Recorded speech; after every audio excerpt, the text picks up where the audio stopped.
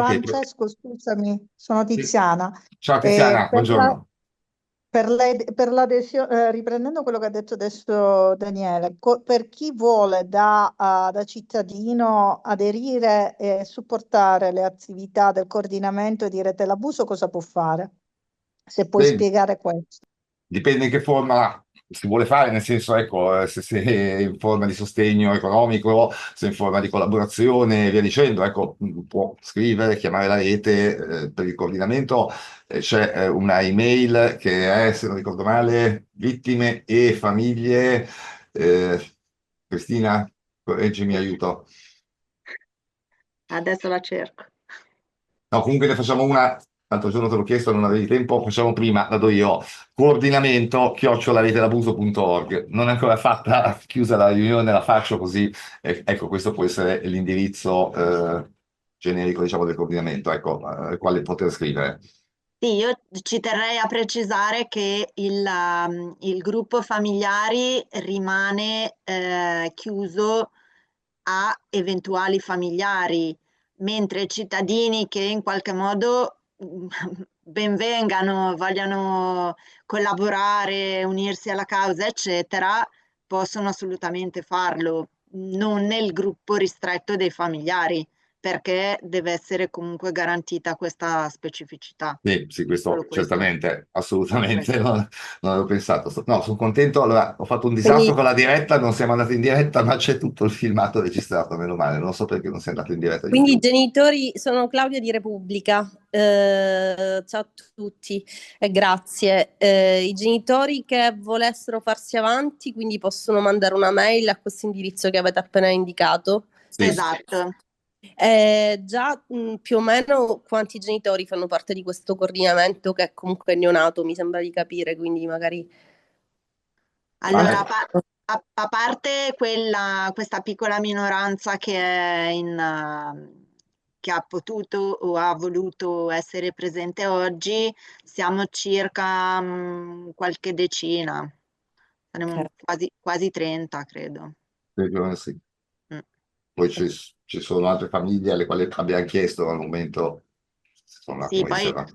sì, io da diverso tempo sono in contatto anche singolarmente con diversi familiari che magari non sono ancora pronti A a farsi entrare in avanti. gruppo. Sì, dipende moltissimo, dipende anche dalle condizioni del loro familiare, cioè sono Mhm. veramente tantissime le fasi e che si alternano nel benessere e malessere dei figli, così come l'iter processuale, no? Chi è all'inizio, chi è già da qualche anno, cioè sono comunque percorsi lunghissimi e quindi ognuno ha il suo, la sua storia e il suo percorso, quindi non tutti sono già pronti, insomma.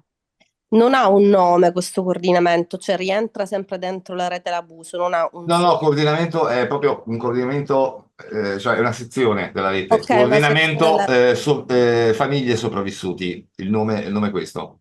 Ok, perfetto. Vi informo che l'email è pronta e funzionante già da adesso. Email Grazie, coordinamento@retedabuso.org. ti ringrazio. Nulla.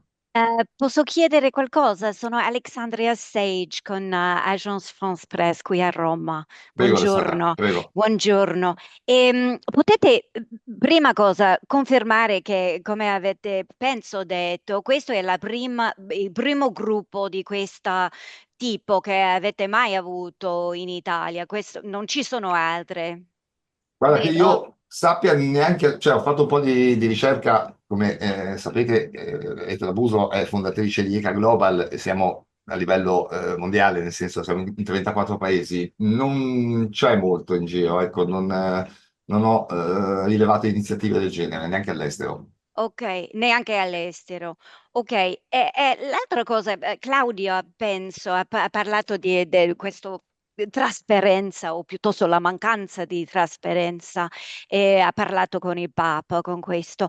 Beh, io sarei interessata a sapere cosa pensate voi di questa inchiesta che hanno fatto in Bolzano, che era la prima volta di avere un parroco con statistiche e tutto quello. E il fatto che non è stato mai fatto in Italia mi colpisce. E questo è, è qualcosa di importante come trasparenza. Allora, volevo insomma una reazione da parte vostra. Grazie. Rispondo io alla domanda perché vabbè, su quello che ha i dati anche sono già sul nostro sito, un dato pubblico.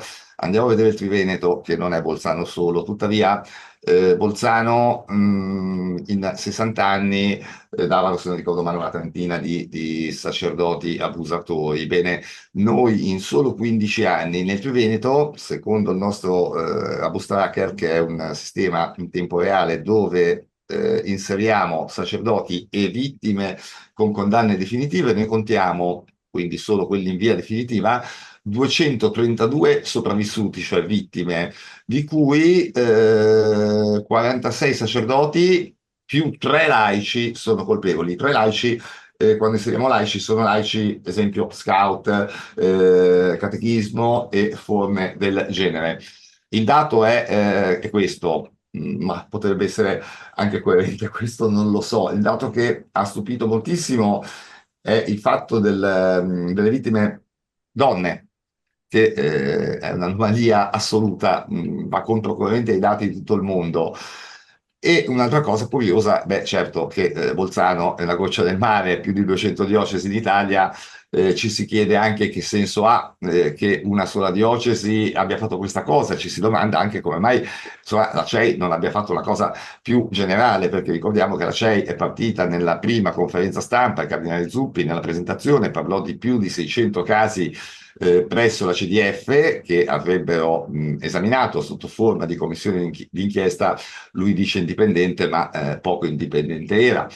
Perché era gestita dalla Chiesa e con solo i casi appunto delle diocesi, escludevano quelli della magistratura, quelli delle associazioni e via dicendo, quindi non aveva un grande senso. Di fatto questa cosa poi è sparita, questi 600 casi sono spariti, ci si è ridotti da un report che doveva contare, partire dal 2000 ed era discriminatorio, come dissi io in conferenza stampa al cardinale, perché lasciava fuori vittime come me, per esempio, che sono stato abusato nell'81, sarebbero tutte persone rimaste fuori, no? Quindi il report non era attendibile. Di fatto quel report si ridusse, e lo ricordo, a soli 2 anni, non dal 2000 cos'era, 2022-2023, se non ricordo male, compresi i dati della CDF, appunto si ridusse a quel report di soli 2 anni delle denunce presso gli sportelli e adesso diciamo che non esiste neanche più questa commissione d'inchiesta che avrebbe dovuto fare la CEI, perché ci siamo ridotti a puntuali conferenze stampa dove si acclamano le vie, i successi degli sportelli diocesani, eccetera, eccetera, ma ecco, oggi io credo che questo fatto sia stato ampiamente smentito da chi ha parlato qua.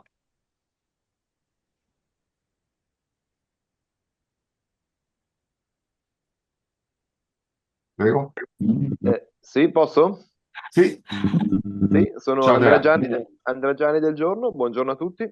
Volevo chiedere nella pratica quali saranno le attività del gruppo, ci saranno quindi degli incontri periodici, come opererete in questo inizio del vostro programma, diciamo. Allora, Esatto. sicuramente ci sono degli incontri periodici che effettueremo via Zoom perché chiaramente le famiglie sono sparse un po' in tutta Italia. Ci sono in bozza delle piccole idee che stiamo cercando di capire come concretizzare. Una di queste è, per esempio, chiedere un incontro al Cardinal Zuppi, eh, però appunto dobbiamo ancora, cioè praticamente ci siamo incontrati 2 volte finora, anche se poi la chat è molto attiva e quindi c'è veramente la voglia di farsi sentire un pochino e di riuscire a non nascondersi. Questo è un po'. Però è ancora presto, non. questo aggiungo un attimo che il progetto è anche quello di fare dei non è sottogruppi. come dire, un progetto preconfezionato. Esatto, Sì, si c'è studia un l'idea di attimo anche adesso. si Vai. studia un attimo come funzionerà la cosa, perché ci sono anche delle esigenze, non essendo appunto un gruppo di autoaiuto come potrebbe essere quello di alcolisti anonimi e via dicendo, secondo noi c'è anche la necessità a volte di creare dei sottogruppi con solo un gruppo limitato di persone. Questo cosa vuol dire? Che, esempio, qualcuno se la sente di parlare più con Cristina che con un'altra persona, quindi in un gruppo, diciamo, con tutti, la situazione sarebbe anche difficile magari da esporre. Ecco, in questo modo, diciamo, il coordinamento resta ovviamente in un gruppo generale del coordinamento, ma appunto si creano queste situazioni che possono essere appunto per questo motivo, possono essere anche motivazioni dovute, che ne so, che in quel momento 2 persone, 3 persone hanno la stessa situazione, no? E forse è meglio trattarle lì dentro, anche perché il gruppo è piuttosto sostanzioso, quindi capite che trattare il tutto in un gruppo unico diventa poi un pasticcio, soprattutto essendo poi sì una chat con delle riunioni, ma tuttavia una chat, uno arriva a casa la sera se si deve leggere i commenti di 30 persone, quindi è meglio poi in questo caso, diciamo, l'idea è questa. Adesso poi saranno le stesse famiglie, ecco, a dire, insomma, a esporre le loro esigenze, in quanto adesso sono entusiaste di essere in questo gruppo, in questo coordinamento, sono entusiaste del fatto che ci sia, ma non sanno ancora le potenzialità che il gruppo può avere, no? Quindi anche loro devono un attimino capire cosa si può sviluppare. Prego.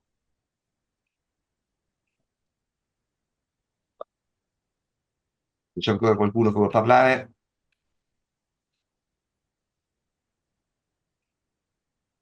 Nessuno? Direi che allora possiamo chiudere qui. Mm? Cristina? Va bene. Va bene, io ringrazio tutti.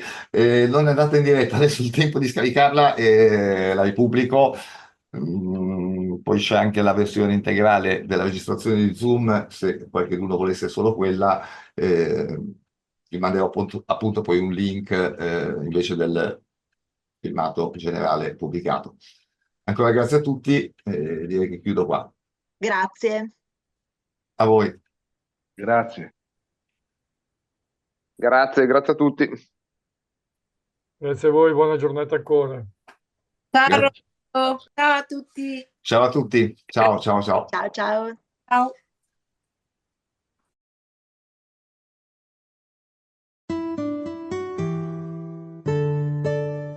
Papa Francesco, sono un bambino al quale la Chiesa ha cambiato il destino.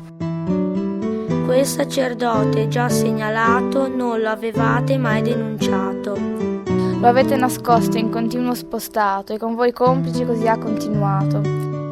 Già sapevate che un altro bambino, quel sacerdote, avrebbe cambiato il destino.